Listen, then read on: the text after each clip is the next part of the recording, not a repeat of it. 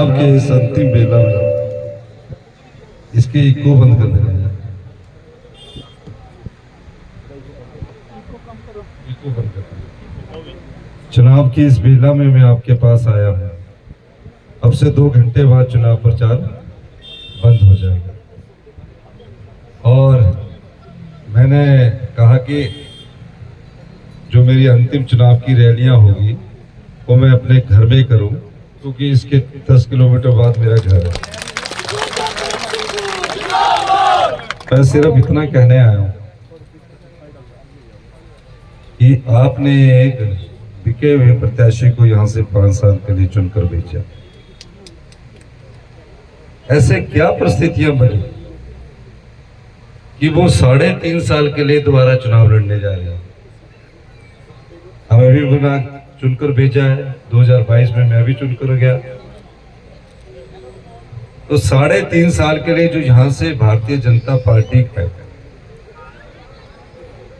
विके प्रत्याशी है, वो 3.5 साल के लिए दोबारा वोट मांग रहे हैं 5 साल के लिए। उन्होंने 1.5 साल पूरा कर दिया, अब 3.5 साल के लिए दोबारा वोट मांग रहे हैं। क्यों मांग रहे हैं? ऐसी क्या परिस्थितियां आन पड़ी है? वो इसलिए मांग रहे हैं कि वो दोबारा विधायक बनना चाहते हैं। आप उनसे पूछिए। मनरेगा की दिहाड़ी बढ़ा दी, ये सिर्फ 15 महीने में जो हमने भ्रष्टाचार पर चोट की, उससे 2200 करोड़ रुपया हमने कमाया और आपने बांटा। 70 साल से ऊपर के बुजुर्ग जितने भी है, 25 लाख रुपए तक उनको मुफ्त इलाज की योजना में हम ले आए। ये सब योजनाएं आपके लिए लेकर आए हैं।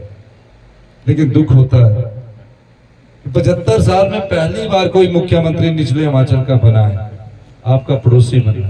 कांग्रेस पार्टी ने 75 साल में पहला कोई मुख्यमंत्री निचले क्षेत्र से बनाया। पहली बार ऊना जिला से भी वो मुख्यमंत्री बना है।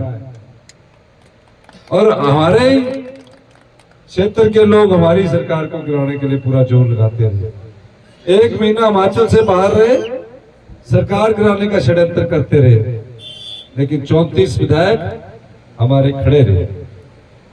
उन्होंने अपना ईमान नहीं बेचा। इसलिए 1 जून को जब वोट डालने जाएंगे तो ये ईमानदार और बेईमानों के बीच की लड़ाई है, झूठ और सच की भी लड़ाई है, जनबल और की लड़ाई है। तो आप लोग 1 जून को अपनी लड़ाई लड़ने जा रहे हैं। हमारी मुख्यमंत्री की कुर्सी को कोई खतरा नहीं है, तो इस लड़ाई को लड़ोगे कि नहीं लड़ोगे? क्योंकि आपको जीतना पड़ेगा। अगर जनता जीतेगी तभी लोकतंत्र मजबूत होगा, और जनता को निकलना पड़ेगा लोकतंत्र के मजबूत के लिए, ताकि भविष्य में ऐसा कोई और काम ना कर सके। जनता को जीतना पड़ेगा, और जनता को जीतने के लिए धनबल को हराना पड़ेगा। तो आज मैं आपके पास विवेक शर्मा जी के लिए ये कहने आया हूं। और सतपाल रायजादा जी के बारे में भी मैं आपको कहना चाहता हूं कि आपने हमारे एमपी के जो प्रत्याशी है, एक पूर्व सैनिक के बेटे हैं, ईमानदार है, किसान है, उसको भी आपने अधिक से अधिक संख्या में वोट डालने हैं। डालोगे कि नहीं डालोगे? उनके बारे में कल एक भारतीय जनता पार्टी के पूर्व अध्यक्ष जी ने बयान दिया। 1 टाइम सेटलमेंट बैंक करता है, और जो उनका जमीनें बेचकर अगर रायजादा जी ने अपना कर्जा चुकाया है तो उस पर सवाल नहीं पैदा करने चाहिए। आपको पता होना चाहिए कि उन्होंने अपनी जमीन बेची जब उनकी कुर्की होने वाली थी 1 टाइम सेटलमेंट में। तो उन पर सवाल है कि कहां से पैसा करवा दिया। कोई बैंक हमारे द्वारा गाइड नहीं किया जाता, और कोई एक व्यक्ति के लिए पॉलिसी नहीं आई है। मेरे समय भारतीय जनता पार्टी के समय से शुरू हुआ 1 टाइम सेटलमेंट।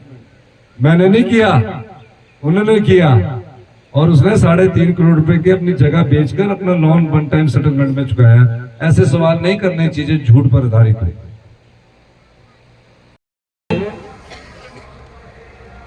कि आपको तो हमने पूरे 5 साल के लिए चुनकर भेजा था, 22 से 27 तक चुनकर भेजा था, और आपने तब यहां से कांग्रेस को 5 साल के लिए प्रत्याशी चुनकर भेजा था, 5 साल के लिए। तो अभी कांग्रेस के 3.5 साल और पड़े हैं। तो जब कांग्रेस के 3.5 साल पड़े हैं, जब आपने 5 साल के लिए बिके हुए देवेंद्र भुट्टो जी को भेजा था, तो बीच में चुनाव आ गया, और चुनाव आने के बाद अब वो तुम्हारे बीच 3.5 साल के लिए आ रहे हैं। 3.5 साल के बाद आने के बाद अब फिर कह रहे हैं कि मुझे और मौका दो। इस बात का मौका दो, आपको तो 27 तक एमएलए रहने था, अपने अपनी एमएलए को बेच दिया। अगर 3.5 साल कांग्रेस पार्टी के बचे हैं आपके क्षेत्र में, तो आपको 3.5 साल कांग्रेस पार्टी के बचे हुए का साथ देना है। हमने बेईमान के खिलाफ एक ईमानदार प्रत्याशी को उतारा है, विवेक शर्मा जी को, जो आपके बीच में दिन रात मेहनत कर रहे हैं। आप इनका सहयोग कीजिए। मैं वादा करता हूं कि जो भी काम होंगे विवेक शर्मा जी के रूम में मैं आपके सारे काम करूंगा।